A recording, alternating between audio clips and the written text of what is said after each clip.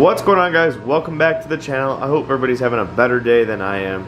Let's just cut right to the chase and let you guys know what happened to my Road Glide.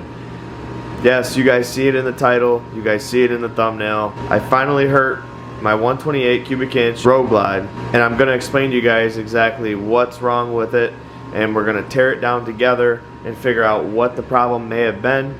But without further ado, let's get into today's video and let you guys know what happened. For those of you that don't know, I live in Michigan and it's currently like -5 out right now, and it's the middle of winter, so I haven't been doing any riding. But the bike's been sitting in my heated garage here for, I don't know, 3 months. I entered the bike in a bagger shootout towards the end of the season and did pretty well, made it a couple rounds. I think I had about 8 or 10 passes on the bike, full quarter-mile passes, and definitely put a strain on the motor. I didn't think anything of it. I've never had any issues with this bike motor-wise or performance-wise. I've had really good luck with this bike for as hard as I ride it. I'm actually shocked that this happened because I do take precautions, especially in between rounds. I make sure the bike cools off, and I make sure that I do my normal maintenance, oil changes and things like that. I definitely hurt the bike at the last race of the season, and unfortunately I didn't notice it until I came out in the garage a couple weeks ago to do my T-bar install. If you guys haven't seen already, check out my last video. I installed a set of Thrashin T-bars on my Road Glide here, and I have the Road Glide gauge relocation kit on there as well. That was a big job and one of the best things I've done to the Road Glide, so make sure you guys go check out that video. But I came out here to install those, and I looked down at my motor and I noticed some oil, and I didn't notice any oil dripping onto the ground. I had no puddles under the bike, but my cylinders and my crankcase were like saturated in oil. And I'm gonna throw some pictures up here on the screen from when it was worse, when I first saw the oil leak. I'll put it up here on the screen for you guys. And when I first saw that, I'm like, what the heck? Like, what is leaking and where did this come from? Because the last time I looked at the bike, I haven't had any issues.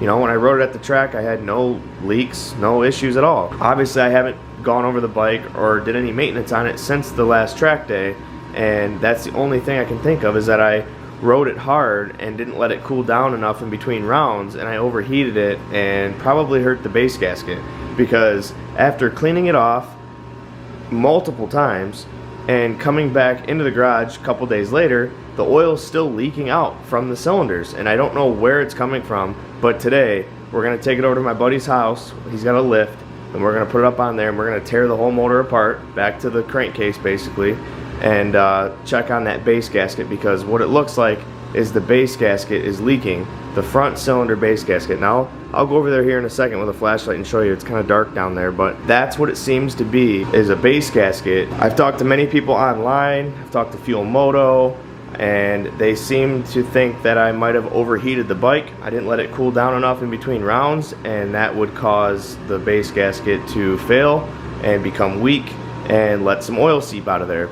The part that's mind-blowing to me is that after I cleaned the motor up, and literally there was 0 oil residue on the motor, on the cylinder, I came out the next day and there's oil. So where is it coming from? I have no idea. I cleaned the fins, it's not coming from the head gasket, it's not coming from the oil lines over the rocker boxes. Now I will say that a base gasket leak isn't gonna rob performance, it's not gonna hurt anything. Like, as long as I have enough oil in the motor and it's not leaking out like a sieve onto the ground, I'll be okay. But I just want the bike to be perfect, and especially because I'm gonna be going down and racing a couple guys down in Daytona, and I just want the bike, you know, at its peak performance and not have any oil leaks. You know, it's kind of embarrassing to pull up to a bike night or a bike show and you have oil coming from your base gasket. Looks like an old shovel head that's just sitting there leaking. So definitely want to get the oil leak fixed before heading down to Daytona. So with that being said, we're gonna load the bike up in the trailer because, like I mentioned, it's middle of winter here, 0 degrees out, and we're gonna trailer the bike over to my buddy's house. He's got a lift. The guy who built my motor, which is Wheaties Performance, shout out to him. He does a great job. The bike performed well all summer. I was beating bikes I shouldn't have beat with my little 128 cubic inch motor in here. You know, stage 3, stock head, stock belt, stock trans, 15,000 miles on this bike, guys. It's been a badass bike and it's performed very well. This is a small issue here that we're gonna address today and we're gonna fix so that I can go down to Daytona and you know, enjoy my time down there without any issues. Alright guys, so as you can see, the oil is coming from the base gasket, is what it looks to be, and it's dripping down and running down the side of the crankcase here. And I don't know if you guys can see that in the camera, but you could definitely see it in those pictures that I posted. And this is after me washing it 3 times. And all the fins are dry and clean. It's not coming from behind the oil filter. It's not coming from the head gasket. And it's not coming from these oil lines that run over the top of the motor. So I really don't know what would cause the base gasket to leak like that. I don't know. It's annoying. It's frustrating. You know, I didn't really want to make a video like this. I typically don't make negative videos on my channel, but for those of you that have been watching my channel for a while now, you know that I've done a step-by-step build process on the Road Glide, and I've videoed everything that I've done thus far. And I've also given you my honest reviews and opinions on all the parts and accessories that I've put on the Road Glide. I hate to have negative news on the channel, but it's something that definitely needs to be addressed. And you know, for you guys that are thinking about doing a big bore kit on your Road Glide or Street Glide, or M8 rather. Alright guys, so it's the next day. As you can see, we have snow. I live in Michigan. It sucks. It's like -2 out this morning. Got the truck started up, getting ready to hook up to the trailer here. I had to unbury it because I had all the snow plowed in front of it, and my truck wouldn't be able to hook up to the tongue of the trailer, so I had to clear all that out this morning. And now we're getting ready to back the truck up to the trailer and then load the Harley up and head over to my buddy's house so we can tear this thing down. Let's see how she sounds in -5 degree weather.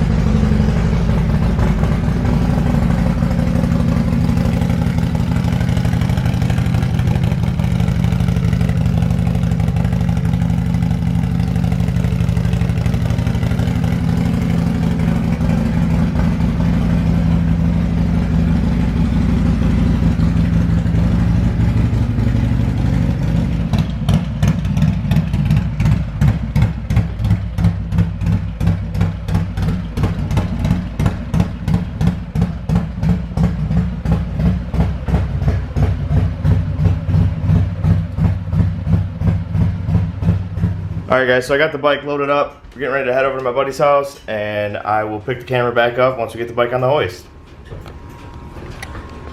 Look how good the Mustang is looking today with that sunshine.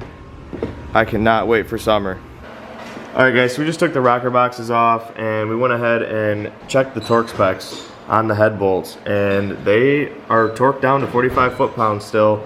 None of them were loose, so that's definitely not the issue for our oil leak, but we're gonna go ahead and tear it all apart and replace the gaskets anyway. But yeah, we thought maybe the head bolts backed out a little bit, but they didn't. They were still tight at 45 foot-pounds. Alright guys, so we got the cylinders off the bike, and what we noticed was on the front cylinder, the gasket was a little sketchy over here. You can see that could have caused a little bit of oil to seep out. Just the gasket's not very, it looks like it's chewed up pretty good there. But the other thing we noticed was the studs, the cylinder studs. These studs are supposed to be at 10 foot-pounds, and we put 2 nuts on there and torqued them down, and they were all a little loose. So maybe that was our issue as well. We were able to get like a little bit of a turn on each one of these studs when we torqued them down. So that could have been the issue as well, allowing oil to seep out from the gasket. But these gaskets are just really thin metal gaskets, guys. Like, it's really easy for these gaskets to get damaged. And when I talked to Fuel Moto, they said if there's any scoring in the gasket at all, that's where the oil's seeping out. So that could have been the issue, or the studs, you know, backing out could have been an issue as well, allowing the oil to leak out. But that's basically what we figured out on why the bike was leaking oil. So we're gonna put the new gasket kit on there and button everything up and be ready for Daytona. Alright guys, so we're putting the motor back together. We got the cylinders put on, the heads put on, the intake manifold put back on, and then I also added this Trask vented trans cover. I bought that because I'm trying to ventilate the motor even more than I already do with the A1, you know, ventilated oil dipstick. Hoping that we don't have any more base gasket leaks or any other issues there. So that's one other thing that I put on. I will leave a link in the description below to the part number for that as well, if you guys are interested in getting that for your bike. It's a really nice piece from Trask, so we'll see how that works out. Hopefully it helps the motor breathe a little bit. Alright guys, so we got everything put back together. We're going to go ahead and start it up for the first time with the new gaskets. And be a nice cold start because it's cold out here in Michigan.